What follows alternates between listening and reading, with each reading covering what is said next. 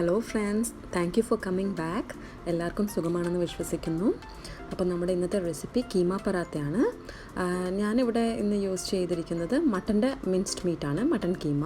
ഇത് നിങ്ങൾക്ക് ബീഫിൻ്റെ ആണെങ്കിലും ചിക്കൻ്റെ ആണെങ്കിലും മിൻസ്ഡ് മീറ്റ് വെച്ച് ചെയ്യാവുന്നതേ ഉള്ളൂ. ഓക്കെ, അപ്പോൾ ഇത് നമുക്ക് ഡിന്നർ ഐറ്റമായിട്ട് യൂസ് ചെയ്യാം, അല്ലെങ്കിൽ ബ്രേക്ക്ഫാസ്റ്റ് ഐറ്റമായിട്ട് യൂസ് ചെയ്യാം. നമുക്ക് എപ്പോഴും പൂരി, ചപ്പാത്തി, പൊറോട്ടയൊക്കെ കഴിച്ചു മതിയാവുമ്പോൾ ഇടയ്ക്കൊന്ന് ചേഞ്ചിനായിട്ട് നമുക്കിത് ട്രൈ ചെയ്യാവുന്നതാണ്. ഇത് വളരെ ടേസ്റ്റിയാണ്, അതുപോലെ തന്നെ നമുക്ക് വളരെ എളുപ്പത്തിൽ ഇത് തയ്യാറാക്കിയെടുക്കാൻ പറ്റും. അപ്പോൾ നമുക്ക് റെസിപ്പിയിലോട്ട് പോവാം. അപ്പോൾ ഇതിനായി നമ്മുടെ ഫസ്റ്റ് സ്റ്റെപ്പ് എന്ന് പറയുന്നത് കീമ റെഡിയാക്കി എടുക്കലാണ്. അതിനായി ചൂടായ കടായിലോട്ട് 1 ടേബിൾ സ്പൂൺ സൺഫ്ലവർ ഓയിൽ ഒഴിച്ചു കൊടുക്കണം. എന്നിട്ട് ഇതിലേക്ക് നമ്മൾ 2 പച്ചമുളക് ചെറുതായി അരിഞ്ഞത് ഇട്ട് കൊടുക്കണം. അതോടൊപ്പം തന്നെ ഞാനിവിടെ എടുത്തിട്ടുള്ളത് 2 മീഡിയം സൈസ് സവോളയാണ്. അത് നല്ല പൊടിയായിട്ട് അരിഞ്ഞിട്ട് വേണം ചേർക്കാൻ. ഈ സവോള ഇട്ട ശേഷം കുറച്ച് ഉപ്പ് കൂടി ഇതിലോട്ട് ഇട്ട് കൊടുത്തിട്ട് നമുക്ക് നന്നായിട്ടൊന്ന് വഴറ്റി കൊടുക്കാം. സവോളയുടെ കളർ ഒന്ന് ചേഞ്ച് ആകുമ്പോഴാണ് നമ്മൾ വേറെ ഇൻഗ്രീഡിയൻസ് ഇടുന്നത്. ഓക്കെ, അതുവരെ ഒന്ന് വഴറ്റി സവോളയുടെ കളർ ചേഞ്ച് ആകുമ്പോൾ നമ്മളിതിലോട്ട് 1 ടേബിൾ സ്പൂൺ ഇഞ്ചി വെളുത്തുള്ളി പേസ്റ്റ്, നന്നായിട്ട് പേസ്റ്റ് രൂപത്തിൽ അരിഞ്ഞ് ഇഞ്ചി വെളുത്തുള്ളി ഇട്ട് കൊടുത്ത് അതിൻ്റെ പച്ചമണം മാറുന്നത് വരെ നന്നായിട്ട് ഒന്ന് വഴറ്റി കൊടുക്കണം. ഇനി ഇതിലോട്ട് 1/2 ടീസ്പൂൺ മഞ്ഞൾപ്പൊടി ഇട്ട് കൊടുക്കണം. എന്നിട്ട് മഞ്ഞൾപ്പൊടിയുടെ പച്ചമണം മാറുന്നത് വരെ നന്നായിട്ടൊന്ന് വഴറ്റി കൊടുക്കണം.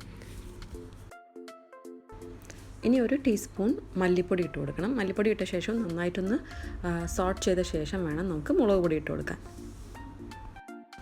ഇനി നമുക്ക് 1 ടീസ്പൂൺ മുളക് പൊടി ഇട്ട് കൊടുക്കാം. ഇനി നമ്മൾ ഇടാൻ പോകുന്നത് 1/2 ടീസ്പൂൺ നല്ല ജീരകത്തിൻ്റെ പൊടി, നന്നായിട്ട് പൊടിച്ച് പട്ടുപോലെ പൊടിച്ച് ജീരകത്തിൻ്റെ പൊടി 1/2 ടീസ്പൂണ്. ഇനി ഇതിലോട്ട് നമുക്ക് ഗരം മസാല ആഡ് ചെയ്ത് കൊടുക്കണം. ഗരം മസാല 1 ടീസ്പൂൺ ഗരം മസാലയാണ് നമ്മൾ യൂസ് ചെയ്യുന്നത്. ഇത് പട്ട, ഗ്രാമ്പു, ഏലക്ക മാത്രം ഇട്ട് പൊടിച്ച ഗരം മസാലയാണ്.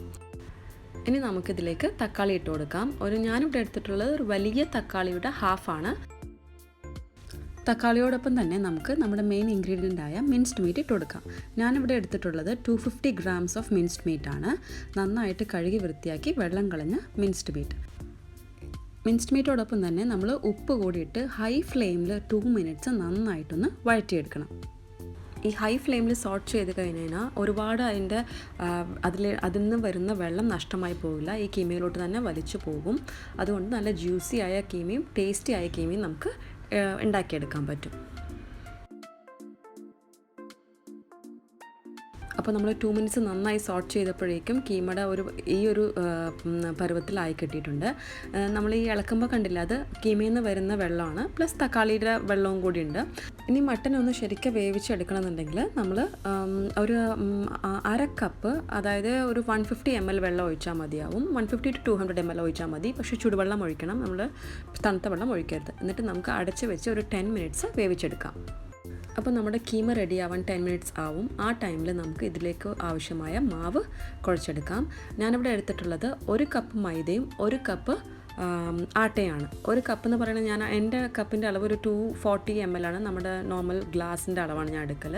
അപ്പോൾ ആ 240 ml ഉള്ള ഗ്ലാസ്സിൽ 1 കപ്പ് മൈദയും 1 കപ്പ് ഗോതമ്പും എടുത്തിട്ടുണ്ട്. അതിലോട്ട് ഉപ്പും ഇട്ട് ആവശ്യത്തിന് വെള്ളവും ഒഴിച്ച് നന്നായിട്ടൊന്ന് കുഴച്ചെടുക്കണം. നമ്മൾ നോർമലി ചപ്പാത്തിക്ക് കുഴക്കുന്ന പോലെ കുഴച്ച് എടുത്താൽ മതിയാവും. ഫുള്ള് കുഴക്കുന്നത് കാണിക്കുന്നില്ല കേട്ടോ, ടൈം സേവ് ചെയ്യാൻ വേണ്ടിയിട്ടാണ്. അപ്പോൾ നമ്മുടെ മാവ് റെഡി ആയിട്ടുണ്ട്. ഇതിലോട്ട് ഇനി ഒരു ടീസ്പൂൺ ഓയിൽ ഒഴിച്ചിട്ട് ഒന്ന് നന്നായിട്ട് കവർ ചെയ്ത് വെക്കാം. എന്നിട്ട് നമുക്ക് നമ്മുടെ കീമയിലോട്ട് പോയിട്ട് കീമ റെഡിയാക്കിയിട്ട് വരാം. നമ്മുടെ കീമ നന്നായി വെന്തിട്ടുണ്ട്. ഈ ഒരു സ്റ്റേജിൽ ഈ ഒരു സ്റ്റെപ്പ് ഞാൻ പറയാൻ പോകുന്നത് ഓപ്ഷണലാണ്, പക്ഷേ ഇട്ട് കഴിഞ്ഞാൽ നല്ല ടേസ്റ്റ് ആയിരിക്കും. ഓക്കെ, ഇതിലോട്ട് ഞാൻ മുട്ട ഇടാൻ പോവുകയാണ്. ഞാനിവിടെ എടുത്തിട്ടുള്ളത് 2 കോഴിമുട്ടയാണ്. കോഴിമുട്ടയ്ക്ക് മാത്രം ആവശ്യമായ ഉപ്പ് അതിലിട്ടാൽ മതി. നന്നായി കലക്കിയ ശേഷം ഈ കോഴിമുട്ട ഇതിലോട്ട് ഈ കീമയുടെ കൂട്ടിലോട്ട് ഒഴിച്ചു കൊടുക്കാം. കീമയുടെ കൂട്ട് അങ്ങനെ തന്നെ യൂസ് ചെയ്താലും ഈ പൊറോട്ടയ്ക്ക് നല്ല ടേസ്റ്റ് ആയിരിക്കും. പക്ഷേ എഗ്ഗും കൂടി ഇടുമ്പോൾ കുറച്ചുകൂടി ടേസ്റ്റ് കൂടും. അതുപോലെ നമുക്ക് ക്വാണ്ടിറ്റിയും കുറച്ചുകൂടി കിട്ടും. ഓക്കെ, എഗ്ഗ് ഇട്ട ശേഷം ഹൈ ഫ്ലെയിമിൽ നന്നായിട്ടൊന്ന് ഇളക്കി കൊടുക്കണം. ആക്ച്വലി നമ്മുടെ കീമ റെഡിയായി. ഇനി നമുക്ക് ഈ കീമയുടെ വെള്ളം മുഴുവൻ കളയണം. ഒട്ടും വെള്ളം പാടില്ല നമുക്ക്, കാരണം പറാട്ടയുടെ ഉള്ളിൽ വെക്കുമ്പോൾ വെള്ളം ഉണ്ടെങ്കിൽ അത് നന്നായിട്ട് പരത്തിയെടുക്കാൻ പറ്റില്ല. അപ്പോൾ ഈ ഒരു ഹൈ ഫ്ലെയിമിൽ, മീഡിയം ടു ഹൈ ഫ്ലെയിമിലിട്ട് ഈ കീമ നന്നായിട്ടൊന്ന് വഴറ്റിക്കൊണ്ടേ ഇരിക്കണം. അപ്പോൾ ഈ പാത്രത്തിൽ ഒട്ടിപ്പിടിച്ചതെല്ലാം ഈ കീമയിലോട്ട് ചേരും. അപ്പോഴാണ് നമ്മുടെ കറക്റ്റ് പാകമാകുക. ഓക്കെ, നമ്മുടെ കീമ കറക്റ്റ് പാകമായിട്ടുണ്ട്, കണ്ടില്ലേ, ഒന്നിനൊന്ന് ഒട്ടാണ്ട് നല്ലൊരു ടെക്സ്ചറായി കിട്ടിയിട്ടുണ്ട്. ഈ ടൈമിൽ നമുക്ക് കുറച്ച് മല്ലിയില, ഒരു പിടി മല്ലിയില ഇട്ടാൽ മതിയാവും. മല്ലിയിലയും കൂടി ഇട്ട് കഴിഞ്ഞാൽ നമുക്ക് സ്റ്റവ് ഓഫ് ചെയ്യാം. ഓക്കെ, ഇത് തണുത്ത ശേഷം വേണം നമുക്ക് പറാട്ടയിലോട്ട് വെക്കാൻ.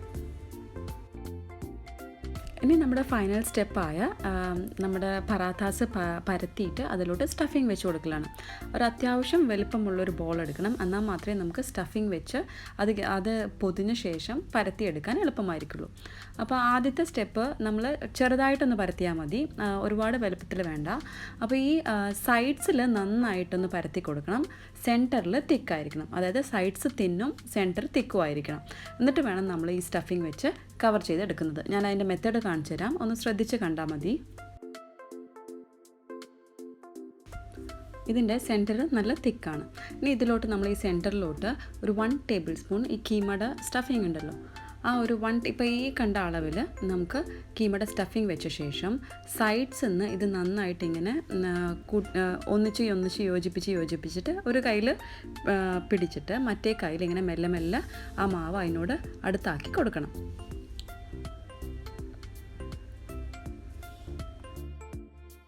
ഇതൊരു കിഴി രൂപത്തിലാവും. എന്നിട്ട് നമുക്ക് എക്സസ് മാവ് ഉണ്ടെങ്കിൽ എക്സസ് മാവ് കളയാം. എക്സസ് മാവ് കിട്ടിയില്ലെങ്കിൽ നോ പ്രോബ്ലം. അതിങ്ങനെ വെച്ച ശേഷം ഒന്ന് നന്നായിട്ട് പ്രസ് ചെയ്ത് മെല്ലെ, ഒരുപാട് അമർത്തി പ്രസ് ചെയ്യരുത്, എല്ലാം സ്ലോലി വേണം ചെയ്യാൻ, കുറച്ച് കെയർഫുള്ളായിട്ട് വേണം എല്ലാം ചെയ്യാൻ. ഇനി ഒരുപാട് ബലം കൊടുക്കാതെ കുറച്ച് സ്ലോലി ഇതൊന്ന് നന്നായിട്ട് പരത്തി നമുക്ക് വലുതാക്കാം. ഈ പരത്തുന്ന സമയത്ത് അതിനുള്ള എയർ കയറി ഇങ്ങനെ ബബിൾസ് പോലെ വരുവാണെങ്കിൽ ഫോർക്ക് വെച്ചിട്ട് നമുക്ക് ജസ്റ്റ് ഒന്ന് അത് പ്രസ് ചെയ്ത് കൊടുത്താൽ, ഒന്ന് ഹോളാക്കി കൊടുത്താൽ മതിയാവും. ഓക്കെ,